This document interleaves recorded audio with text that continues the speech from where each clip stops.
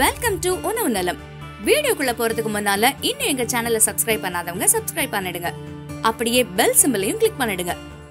Summer ஆரம்பிச்சிருச்சு, அதுலயும் அக்னி நட்சத்திரம் வேற ஆரம்பிச்சு மக்களை இன்னும் அதிகமாவே வாட்டிட்டு இருக்குங்க. சிட்டில இருக்கக்கூடிய மக்கள் வேணா வெயில்னால ஏற்படக்கூடிய தாகத்தை தீக்க வெளிநாட்டு கூல்ட்ரிங்க்ஸ வாங்கி குடிக்கலாம். ஆனா அப்படியே கொஞ்சம் கிராமத்து பக்கம் வந்தோம் அப்படின்னா வெயில்னால களைச்சு போய் வரவங்கள்ட்ட முதல்ல கேட்கக்கூடிய வார்த்தை அப்படின்னா நன்னாரி சர்பத் குடிக்கிறீங்களா அப்படின்னு தான் கேட்பாங்க. ஏன்னா கொதிக்கிற வெயில தாங்கக்கூடிய சக்திய உடம்புக்கு கொடுக்கக்கூடிய மூலிகையில முதல்ல இருக்கிறது இந்த நன்னாரி தான். இந்த நன்னாரி பத்தி தான் நான் இப்ப சொல்ல போறேன். நன்னாரி ஒரு வாசனை உள்ள தாவரம். இத சமஸ்கிருதத்துல சல்சா சரிவா அப்படின்னு சொல்றாங்க. ஆயுர்வேதத்துல நன்னாரி சுகந்த திரவியங்கள் குழுவுல சேர்க்கப்பட்ட ஒரு மூலிகையா இருக்குது. இத பாதாள மூலிகை அப்படின்னு சொல்றாங்க. நன்னாரி தாவரம் புதர் செடியாவும் கொடியாவும் இருக்கு. இது கங்கை சமவெளி, அஸ்ஸாம், மத்திய மேற்கு மற்றும் தென்னிந்தியாலையும் காணப்படுது. இத விஞ்ஞான ரீதியா இது வரைக்கும் இத பயிரிடல. ஆனா பரவலா காட்டு செடியா தான் வளருது.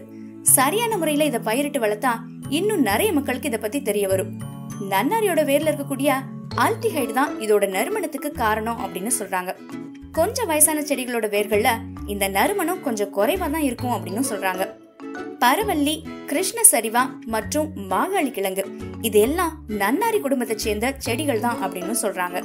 நன்னாரியோட பயன்கள்னு சொன்னா நன்னாரியை யூஸ் பண்ணி செய்யக்கூடிய சர்பத் உடல் சூட்டை தணிச்சு ஆரோக்கியத்தை கொடுக்கக்கூடிய ஒரு சிறந்த பானமா இருக்குது.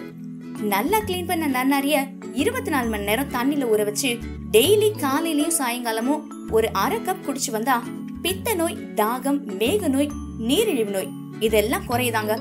நன்னாரி வேற கொதிக்க வச்சு அந்த தண்ணியவும் காலையிலயும் மாலையிலயும் குடிச்சு வந்தா வாதம், பித்தம், பக்கவாதம், பாரிசவாதம் இதெல்லாம் விலகிடுமா. உடல் சூட்டை தணிக்கிறதால நன்னாரி தண்ணியோட பாலும் சர்க்கரையும் சேர்த்து குடிச்சு வந்தா ஆரோக்கியமும் அதிகரிக்குது. இந்த நன்னாரி நம்ம உடம்புல வேர்வையை உண்டாக்கி உடல்ல இருக்கக்கூடிய சூட்டை தணிக்குது. சிறுநீர் பிரியவும் இது உதவி செய்யுது. அதே நேரம் ரத்தத்தை சுத்திகரிக்கவும் உதவி செய்யுதுங்க. இந்த வீடியோ பிடிச்சிருந்தா லைக் பண்ணிடுங்க. ரொம்ப பிடிச்சா ஷேர் பண்ணிடுங்க. அடுத்த வீடியோல சந்திப்போம். பாய்.